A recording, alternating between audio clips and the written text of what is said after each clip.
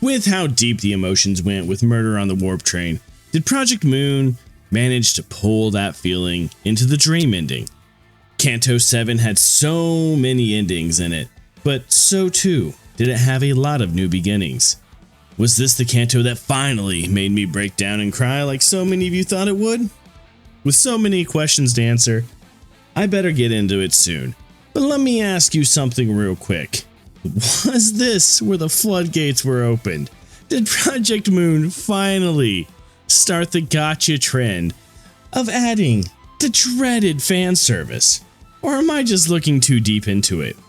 Only time will tell. But for now, let's get into what I thought about going through Canto 7 as a first-time player. Well, fellow managers, like so many of the Cantos, this one doesn't really get that deep until we reach about the 2/3 of the way through. However, that does not mean in the slightest that the story before this point was not also good. But before I can even get into what happens in the dream ending, what did I think of Dawn before I got to her story? Well, that's a bit of a difficult thing to discuss because technically Warp Train exists, but if I count that as a prelude, then Don Quixote was, well, when the game started back when I did my first impressions tier list video, Don was that annoying friend that you hang out with because they had the opposite console and you really just wanted to play a couple of games on it. However, almost immediately, she grew on me, partially due to the nicknames you guys gave her, but mostly due to things that make her, well, her. That sparkle in her eyes when she sees a fixer, her weird quirks that don't make sense until her Canto, and above all else, her unapologetic push for truth and justice in a world that could care less about such ideas, no matter how ingenious they are. As the story flew by, not much changes with her, but if you pay close attention, you might be able to see hints of her true being. The chickens being eaten raw in Hell's Kitchen, the slip of her personality here, a look there, and then we get to the Murder on the Warp Express and the floodgates open. I'm not certain if learning her true nature right before her Canto was the proper place to put it. As I say here writing the script, thinking about it, I personally feel that for Dante to have more of a gut punch for lying to the rest of the sinners, it should have been sooner than this. I can't tell you where. But regardless, like I said in my Murder on the Warp Express video, some of the most badass scenes that have been in the game so far were in that intervallo. You know what would be truly badass though, my fellow managers? If you take the time to slam the subscribe button. I'm trying to reach 10K by the end of the year, but as one of those, Americans who likes to race the GPS to prove it wrong, I want you guys to beat my expectations. And while you're doing it, slap that like button like it owes you money. Now, normally, after I get done talking about what I thought of the character, I'd go into the cool new characters and new tech. But come on guys, we were told about what? One new singularity that has similar properties as the main event, so like, oh my god, or whatever. However, to put my 2 cents in about the question I asked you guys earlier, there is no way in hell that this is not where KJH decided to pull out the sex appeal. As soon as we see our first ending in this Canto, as we get off the train, we are met by a beautiful character. Now honestly, it might not be that the characters themselves are sexy, it might just be these form-fitting outfits and the fact that all the other characters up until now wore like tactical gear or loose-fitting clothes, but you know what? I'll leave it up to you with these ones, but I mean, it wasn't just the females, even though we had a few more of those like Hung Lu's sister, the barber, the princess of the parade, but also the guys that got put into this one could claim the title, especially, the one that the stream chat like to call Daddy. On from the hot characters, we do meet so much fodder in the command tent where we begin the next adventure. Everything from celebrity vloggers to professional blood fiend hunters with, as the stream chat kept saying, tampon rounds on their bandoliers. Honestly, these characters don't matter too much, but I'd be much remiss not to mention them. So, yeah, let's move on to the characters that I like, starting with two characters that I'm almost certain will be back in Canto 8, with Jia Ji-chun and Wei. Jia is Honglu's attractive short queen, while Wei is her bodyguard and assistant, both part of the same crazy life hinted at with their interactions with Honglu.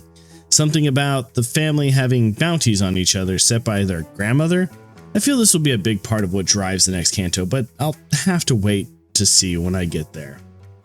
Then there's the fan favorites returning from Distortion Detective, which no guys, I have not read this book yet. I have like no time with everything going on, the wife, the kid, and trying to keep videos coming out for you guys to read that at the moment, and I'm sorry.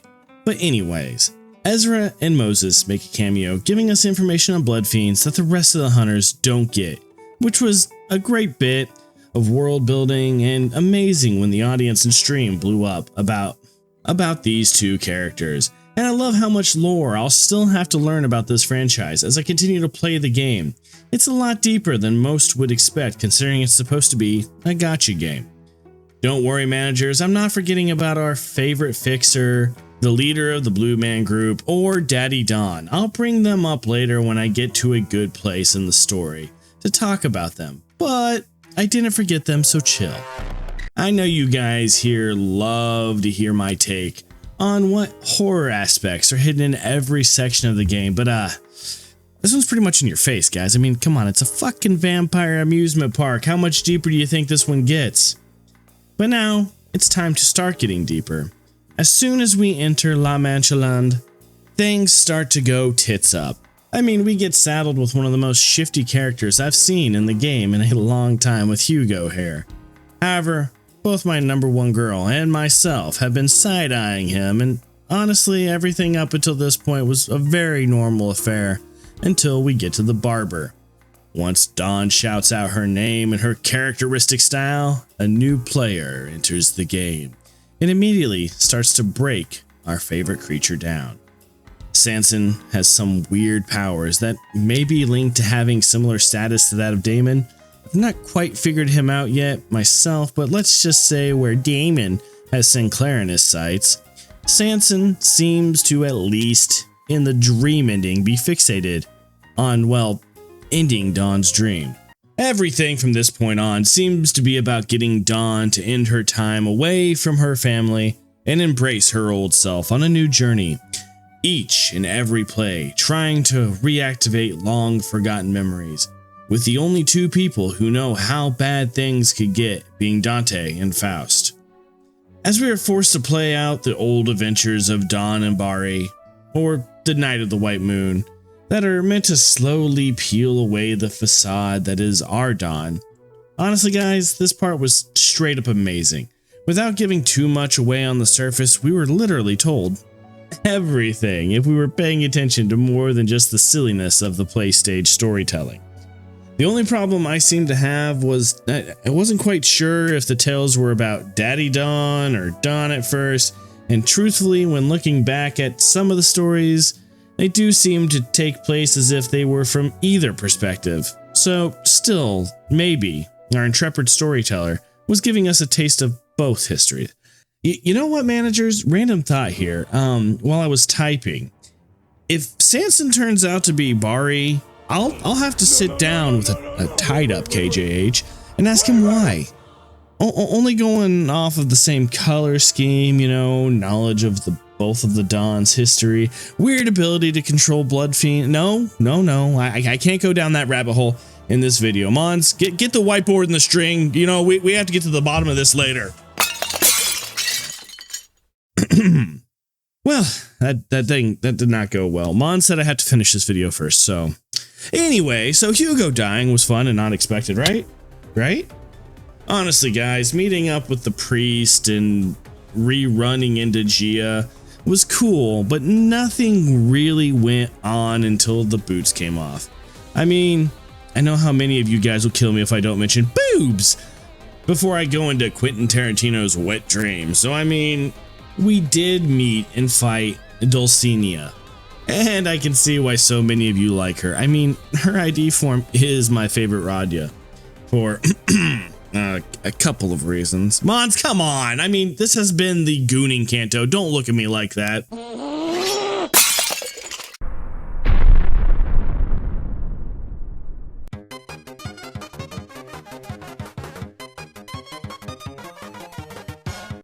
Finally, for the part that Dante was dreading and the part that I was waiting for the most.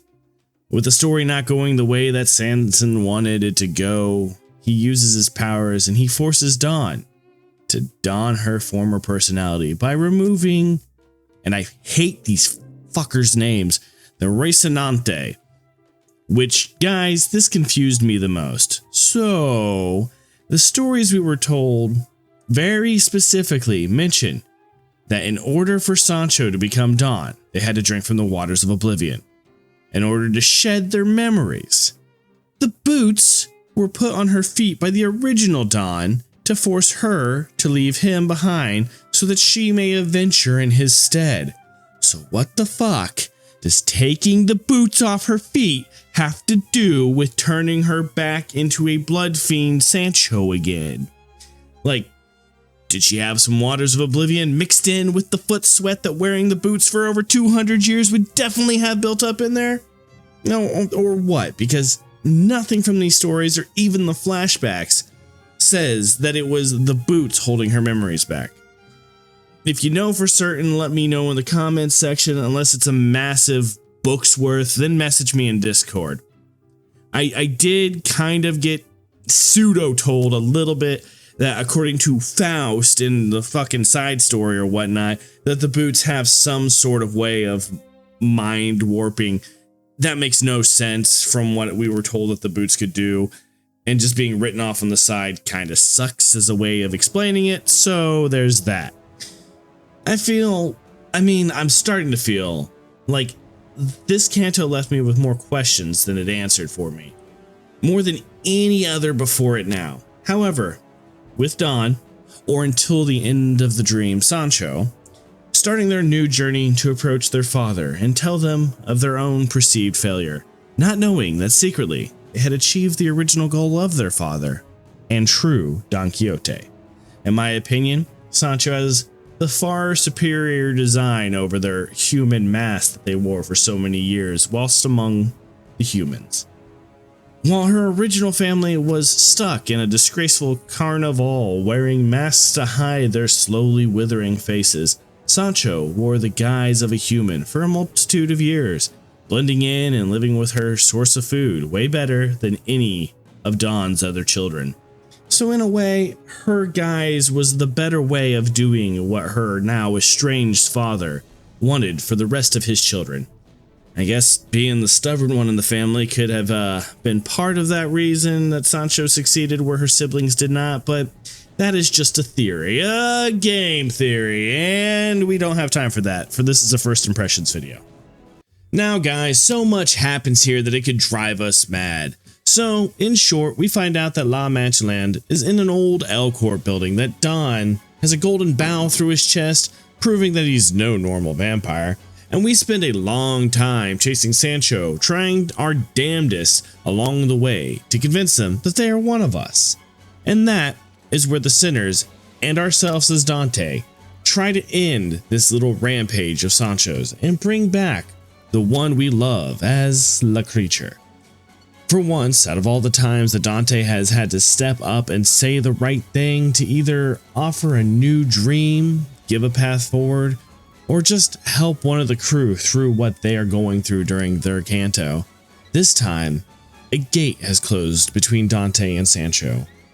Not a literal gate, but the Don we know is hidden behind a gate that Sancho is metaphorically using to close the emotions and dreams of our favorite little gremlin from getting to our executive manager.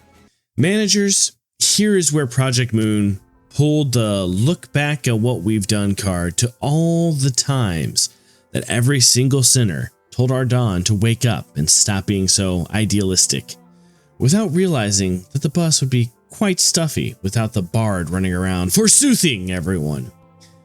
But like any family that don't realize what they had until they are about to lose it, each sinner takes this time to reassure Don of how she is family, each playing their own role.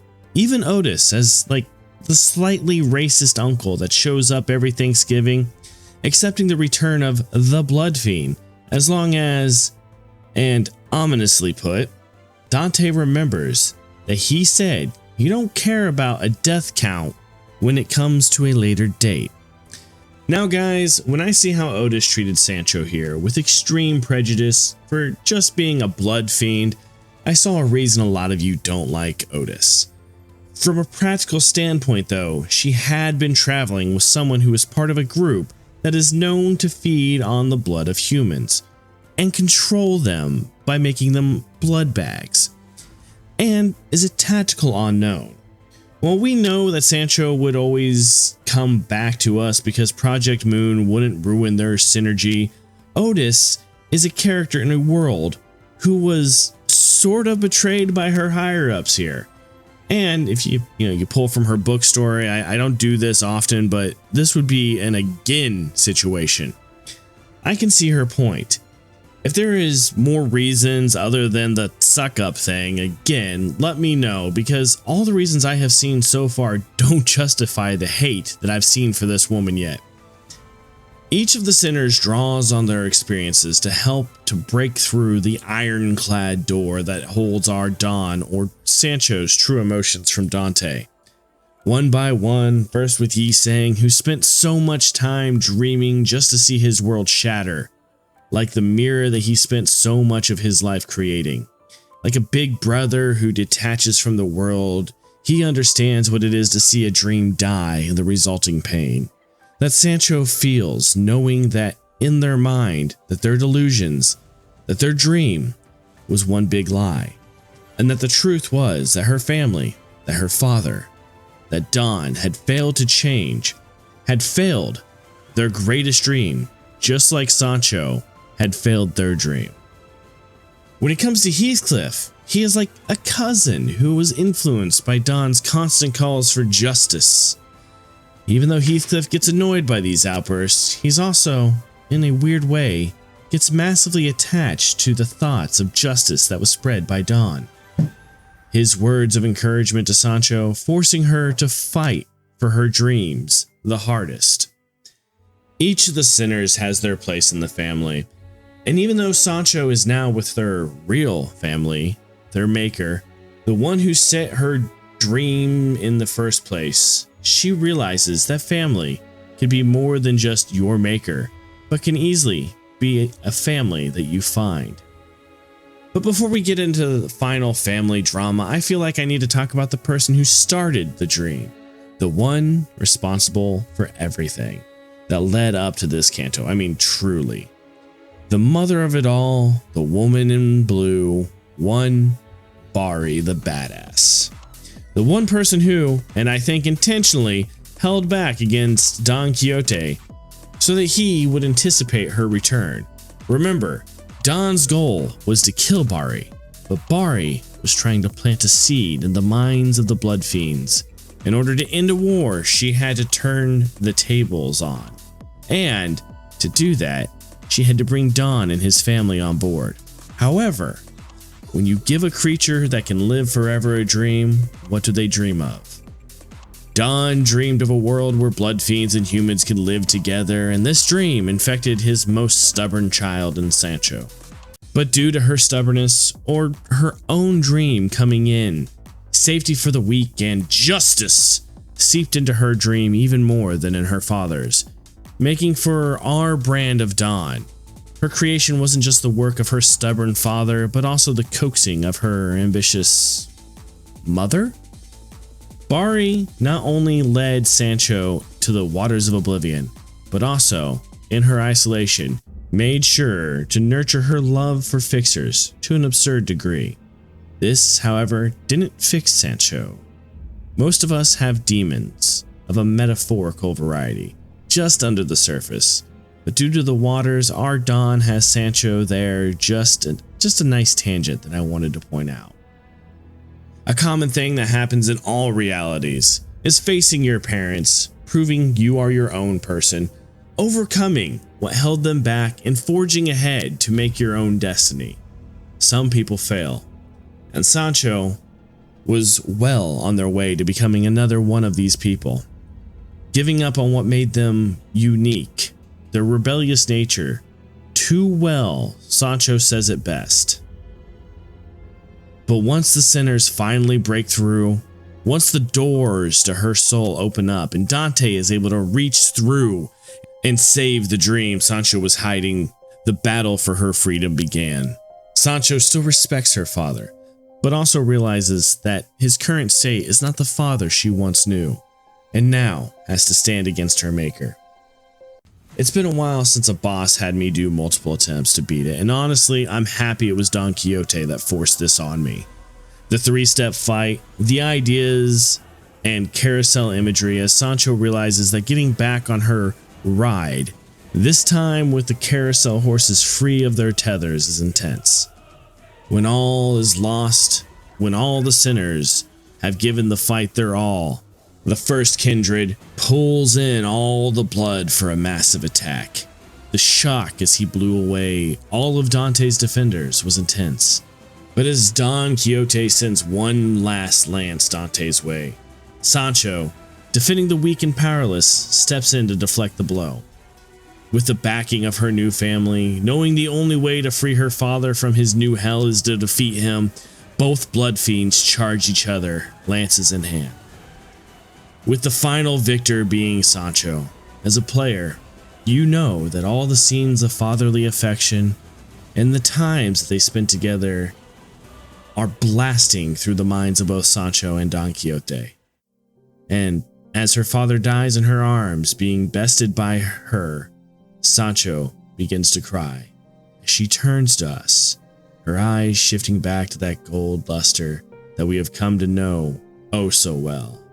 And she cries out for all of us to hear a grand greeting of, "I am Don Quixote." This is a true gut punch of the dream ending. So many endings colliding. The end of the Blood Fiends, of La Mancha Land, the end of Sancho, the end of the father, the end of the Canto. As all around us, the blood that held together the original Don's dream rains down on everyone. As the new beginning starts, cleanup happens, we get hints of things that may come in the future. Should Don learn of what truly transpired?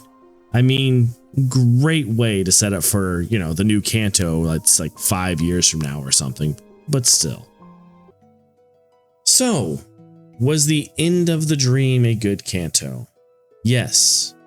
Did it make me cry? I'll say it like my editor has said in the past.